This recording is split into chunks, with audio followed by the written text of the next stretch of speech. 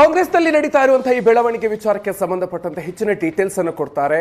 ನಮ್ಮ ಜೊತೆಗೆ ಪ್ರಶಾಂತ್ ನಾಥ್ ಅವರು ಜಾಯ್ನ್ ಆಗ್ತಾ ಇದ್ದಾರೆ. ನಾಥು ಸರ್, ಇದೀಗ ಕಾಂಗ್ರೆಸ್ನಲ್ಲಿ ಇಲ್ಲಿಯವರೆಗೂ ಕೂಡ ಕುರ್ಚಿ ಬಡಿದಾಟಕ್ಕೆ ಸಂಬಂಧಪಟ್ಟಂತೆ ಮುಖ್ಯಮಂತ್ರಿ ಸಿದ್ದರಾಮಯ್ಯ ಅವರು ಇಲ್ಲಿಯವರೆಗೂ ಯಾವುದೇ ರೀತಿಯಲ್ಲೂ ಕೂಡ ಹೇಳಿಕೆಯನ್ನು ಕೊಡ್ತಾ ಇರಲಿಲ್ಲ. ಆದ್ರೆ ನಿನ್ನೆ ಕೊಟ್ಟಿರುವಂತಹ ಈ ಹೇಳಿಕೆ ಏನಿದೆ ಸಾಕಷ್ಟು ಇಂಟ್ರೆಸ್ಟಿಂಗ್ ಆಗಿದೆ. ಅವರು ಮಾತ್ರ ಅಲ್ಲ, ಅವರ ಬಣದ ಸಚಿವರು ಕೂಡ ಈ ಒಂದಷ್ಟು ಸಾಫ್ಟ್ ಆದಂತೆ ಕಂಡು ಬರ್ತಾ ಇದೆ. ಯಾವ ರೀತಿಯಾಗಿ ವಿಶ್ಲೇಷಣೆ ಮಾಡ್ತೀರಿ? ಮದುವೆ ನನಗನ್ಸುತ್ತೆ ಕೇವಲ ಬೈಟ್ಗಳ ಆಧಾರದ ಮೇಲೆ ಮುಖ್ಯಮಂತ್ರಿಗಳ ಬಣ ಸುಮ್ಮನಾಗಿದೆ ಅಂತಕ್ಕಂಥದ್ದನ್ನು ಅರ್ಥೈಸಿಕೊಳ್ಳುವುದು ತರಾತುರಿಯಾದೀತು. ಯಾಕಂದರೆ ಸಿದ್ದರಾಮಯ್ಯನವರ ಬಣ ನೋಡಿ, 2023ರ ಸರ್ಕಾರ ರಚನೆಯ ಸಂದರ್ಭದಲ್ಲೇ ಸಿದ್ದರಾಮಯ್ಯನವರು ಡಿ ಕೆ ಶಿವಕುಮಾರ್, ಖರ್ಗೆ, ವೇಣುಗೋಪಾಲ್, ಸುರ್ಜೇವಾಲಾ, ರಾಹುಲ್ ಗಾಂಧಿ, ಸೋನಿಯಾ ಗಾಂಧಿ ಮತ್ತು ಪ್ರಿಯಾಂಕಾ ಗಾಂಧಿ ಇವರಿರ್ತಕ್ಕಂಥ ಒಂದು ಸಭೆಯಲ್ಲಿ ಒಂದು ಒಪ್ಪಂದ ಆಗಿದೆ ಅಂತಕ್ಕಂಥದ್ದು ಸ್ಪಷ್ಟ. ಅದನ್ನು ಡಿ ಕೆ ಶಿವಕುಮಾರ್ ಪದೇ ಪದೇ ಹೇಳ್ತಿದ್ದಾರೆ. ಅದರ ಜೊತೆಗೆ ವೀರಪ್ಪ ಮೊಯ್ಲಿ ಕೂಡ ಅದನ್ನು ಈಗ ಪುಷ್ಟೀಕರಿಸಿದ್ದಾರೆ. ಆದರೆ ಸಿದ್ದರಾಮಯ್ಯನವರ ಬಣ ಆ ರೀತಿಯ ಯಾವುದೇ ಒಪ್ಪಂದ ಆಗಿಲ್ಲ ಅಂತಕ್ಕಂಥದ್ದನ್ನು ಇಲ್ಲಿಯವರೆಗೂ ಕೂಡ ಒಂದು ಸ್ಟ್ಯಾಂಡನ್ನು ಸ್ಪಷ್ಟವಾಗಿ ಹೇಳ್ತಾ ಬಂದಿದೆ. ಹೀಗಾಗಿಯೇ 5 ವರ್ಷಗಳ ಕಾಲ ಸಿದ್ದರಾಮಯ್ಯನವರು ಮುಖ್ಯಮಂತ್ರಿಯಾಗಿ ಮುಂದುವರಿತಾರೆ ಅನ್ನೋದನ್ನು ಜಾರಕಿಹೊಳಿ ಮತ್ತು ರಾಜಣ್ಣ ಸ್ಪಷ್ಟವಾಗಿ ಅನೇಕ ತಿಂಗಳುಗಳಿಂದ ಹೇಳ್ತಾ ಬಂದಿದ್ದಾರೆ. ಜೊತೆಗೆ ಡಿ ಕೆ ಶಿವಕುಮಾರರನ್ನು KPCC ಅಧ್ಯಕ್ಷ ಸ್ಥಾನದಿಂದ ತೆಗಿಬೇಕು, ಅಲ್ಲಿ ಹೊಸ ಅಧ್ಯಕ್ಷರ ಆಯ್ಕೆ ಆಗಬೇಕು ಅಂತಕ್ಕಂಥ ಒತ್ತಡವನ್ನು ಹೇರ್ತಾ ಇದ್ರು.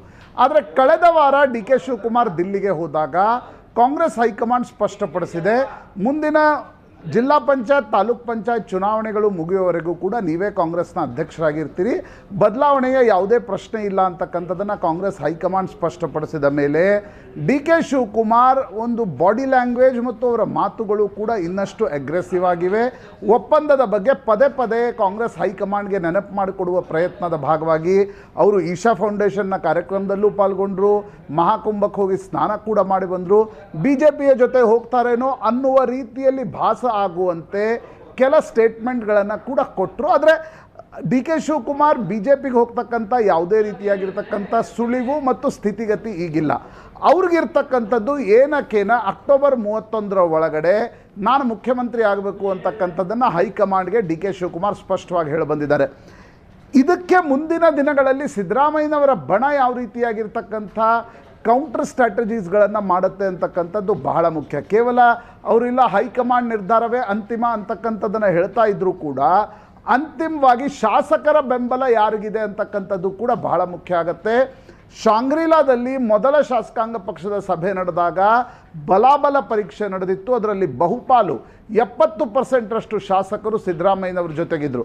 2013ರಲ್ಲಿ ಖರ್ಗೆ ಮತ್ತು ಸಿದ್ದರಾಮಯ್ಯನವರಿಗೆ ಬಲಾಬಲ ನಡೆದಾಗಲೂ ಕೂಡ 70ರಿಂದ 75% ಶಾಸಕರು ಸಿದ್ದರಾಮಯ್ಯನವ್ರ ಜೊತೆಗಿದ್ದರು. ಸಿದ್ದರಾಮಯ್ಯನವರು ಒಂದು ಅನ್ಡೌಟೆಡ್ಲಿ ಒಬ್ಬ ಮಾಸ್ ಲೀಡರ್. ಅವರನ್ನು ತೆಗೆದ್ರೆ ಅದರ ಕಾನ್ಸಿಕ್ವೆನ್ಸ್ ಏನು?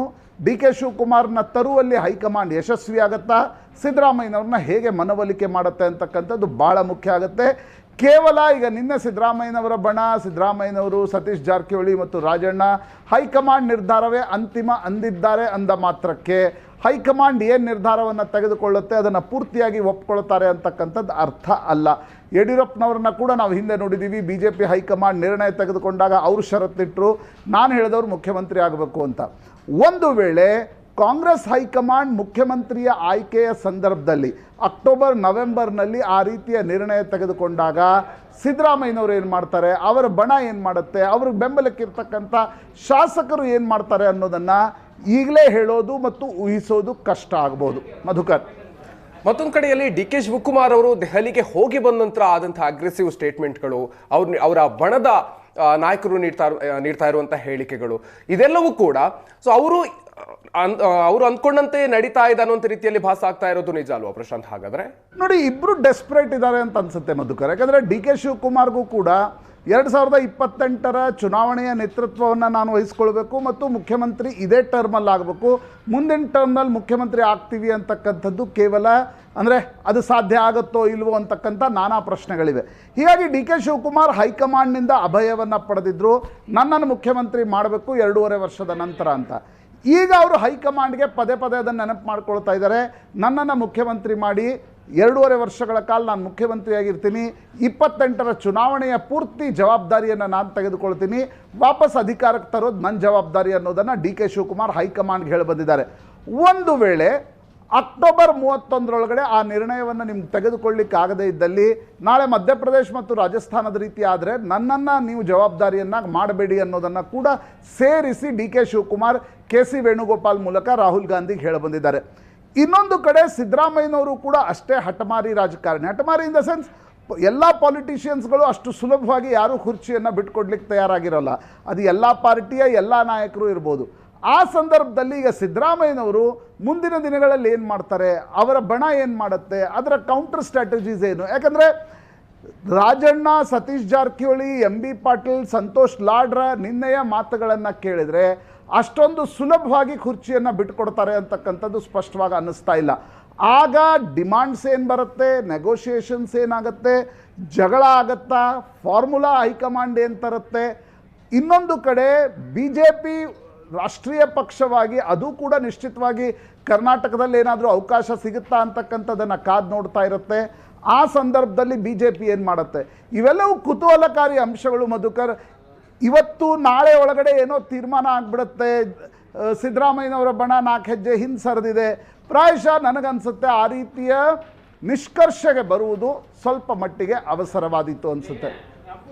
ಪ್ರಶಾಂತ್, ಇದೀಗ ಒಂದು ಕಡೆಯಲ್ಲಿ ಸಿದ್ದರಾಮಯ್ಯನವರು ಈ ರೀತಿಯಾಗಿ ಸೈಲೆಂಟ್ ಆಗಿ ಅಥವಾ ಸಾಫ್ಟ್ ಆಗಿ ಸ್ಟೇಟ್ಮೆಂಟ್ ಕೊಟ್ಟಿದ್ದು ಅವರ ರಣತಂತ್ರದ ಭಾಗವೇ ಆಗಿದ್ರು ಕೂಡ ಕೆ ಎನ್ ರಾಜಣ್ಣನಂತವರು ಈ ರೀತಿಯಾಗಿ ಸ್ಟೇಟ್ಮೆಂಟ್ ಕೊಡೋದು, ಸಾಫ್ಟ್ ಆಗಿ ಕೊಡೋದು, ಅದಂತೂ ನಿಜಕ್ಕೂ ಕೂಡ ನಿರೀಕ್ಷಿತ ಅಂತಾನೆ ಹೇಳಬಹುದಲ್ವಾ? ಹಾಗಾದ್ರೆ ನೋಡಿ, ಒಂದು ಕಡೆ ಡಿ ಕೆ ಶಿವಕುಮಾರ್ ಕಳೆದ 15 ದಿನಗಳಿಂದ ಅಗ್ರೆಸಿವ್ ಆಗಿದ್ದಾರೆ.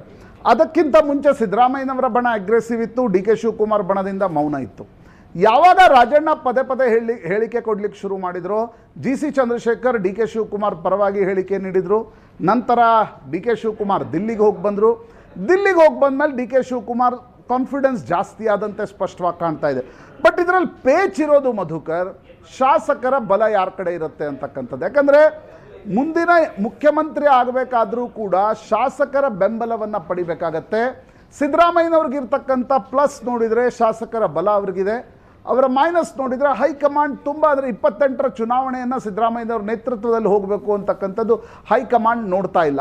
ಆದರೆ ಸಿದ್ದರಾಮಯ್ಯನಂಥ ಮಾಸ್ ಲೀಡರನ್ನು ಕೆಳಗಿಳಿಸಬೇಕಾದ್ರೆ ಏನೆಲ್ಲ ಆಗಬಹುದು ಅಂತಕ್ಕಂಥದ್ದು ಕೂಡ ಹೈಕಮಾಂಡ್ಗೆ ಮನವರಿಕೆ ಆಗಿದೆ. ರಾಹುಲ್ ಗಾಂಧಿಗೆ ಅವ್ರಿಗೆ ಸ್ಪಷ್ಟವಾಗಿ ಗೊತ್ತಿದೆ, ಸಿದ್ದರಾಮಯ್ಯನವರಂಥ ಒಬ್ಬ ಜನಪ್ರಿಯ ನಾಯಕ, ಮಾಸ್ ಲೀಡರ್, ವೋಟ್ ಪುಲ್ಲರನ್ನು ತೆಗೆಯುವ ಪ್ರಕ್ರಿಯೆಯಲ್ಲಿ ಒಂದು ಸಣ್ಣ ಮಟ್ಟದ ಅವಘಡ ಆದರೂ ಕೂಡ ಕಾಂಗ್ರೆಸ್ 28ರ ಚುನಾವಣೆಯಲ್ಲಿ ಬಹಳ ದೊಡ್ಡ ನಷ್ಟ ಆಗುತ್ತೆ ಅಂತಕ್ಕಂಥದ್ದು. ಇನ್ನೊಂದು ಕಡೆ ಡಿ ಕೆ ಶಿವಕುಮಾರ್ ಇದ್ದಾರೆ, ಪ್ರಬಲ ಒಕ್ಕಲಿಗ ಸಮುದಾಯದ ನಾಯಕ, ಒಳ್ಳೆಯ ಸಂಘಟಕ ಕೂಡ ಹೌದು, ಹೈಕಮಾಂಡ್ನ ಬೆಂಬಲ ಅವ್ರಿಗಿದೆ. ಆದರೆ ಶಾಸಕರ ಬಲಾಬಲ ಪರೀಕ್ಷೆಯಲ್ಲಿ ಸಿದ್ದರಾಮಯ್ಯನವ್ರಿಗೆ ಹೋಲಿಸಿದರೆ ಡಿ ಕೆ ಶಿವಕುಮಾರ್ ಬಳಿ ಎಷ್ಟು ಶಾಸಕರು ಇದ್ದಾರೆ ಅಂತಕ್ಕಂಥದ್ದು ಅದು ಒಂದು ರೀತಿಯ ಪ್ರಶ್ನಾರ್ಥಕ ಅಂಶ. ಈಗ ನನಗನ್ಸುತ್ತೆ ಅಕ್ಟೋಬರ್ ಇರಲಿ, ನವೆಂಬರ್ ಇರಲಿ, ಹೈಕಮಾಂಡ್ ಏನೇ ನಿರ್ಣಯವನ್ನು ತೆಗೆದುಕೊಳ್ಬೇಕಾದ್ರೂ ಕೂಡ ಶಾಸಕರನ್ನು ಹೇಗೆ ಮನವೊಲಿಸುತ್ತೆ, ಸಿದ್ದರಾಮಯ್ಯನವ್ರನ್ನ ಹೇಗೆ ಮನವೊಲಿಸುತ್ತೆ, ಅವರ ಬಣ ಏನು ಮಾಡುತ್ತೆ ಅಂತಕ್ಕಂಥದ್ದು ಬಹಳ ಮುಖ್ಯ ಆಗುತ್ತೆ. ಯಾಕಂದ್ರೆ ನಿನ್ನೆ ಸತೀಶ್ ಜಾರಕಿಹೊಳಿ ಅವರ ಹೇಳಿಕೆಯನ್ನು ವೀರಪ್ಪ ಮೊಯ್ಲಿ ಹೇಳಿಕೆ ಬಗ್ಗೆ ಕೇಳಿದಾಗ ಅವರಂದ್ರು ನಮಗೊಂದು ರೂಲ್ಸು, ಅವ್ರಿಗೊಂದು ರೂಲ್ಸು, ಸರಿನಾ ಅಂತಕ್ಕಂಥದ್ದು. ಹೀಗಾಗಿ ಇದು ಫೈಟ್ ಮುಗಿದು ಹೋಗ್ಬಿಟ್ಟಿದೆ, 4 ಹೆಜ್ಜೆ ಹಿಂದೆ ಸರಿದು ಬಿಟ್ಟಾರೆ ಅಂತಕ್ಕಂಥ ನಿಷ್ಕರ್ಷೆಗೆ ಬರಲಿಕ್ಕೆ ಸಾಧ್ಯ ಆಗಲ್ಲ. ರಾಜಕಾರಣದಲ್ಲಿ ಕೊನೆಯ ದಿನದವರೆಗೂ, ಕೊನೆಯ ಕ್ಷಣದವರೆಗೂ ಕೂಡ ಏನಾಗುತ್ತೆ ಅಂತಕ್ಕಂಥದ್ದನ್ನು ಊಹಿಸೋದು ಪ್ಯೂರ್ ಸ್ಪೆಕ್ಯುಲೇಷನ್ ಆಗ್ಬೋದು Madhukar. Okay, thank you Prashant sir.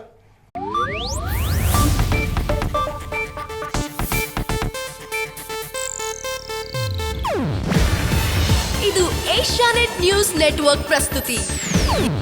ನೀವು ನೋಡ್ತಿದ್ದೀರಾ ಏಷ್ಯಾನೆಟ್ ಸುವರ್ಣ ನ್ಯೂಸ್.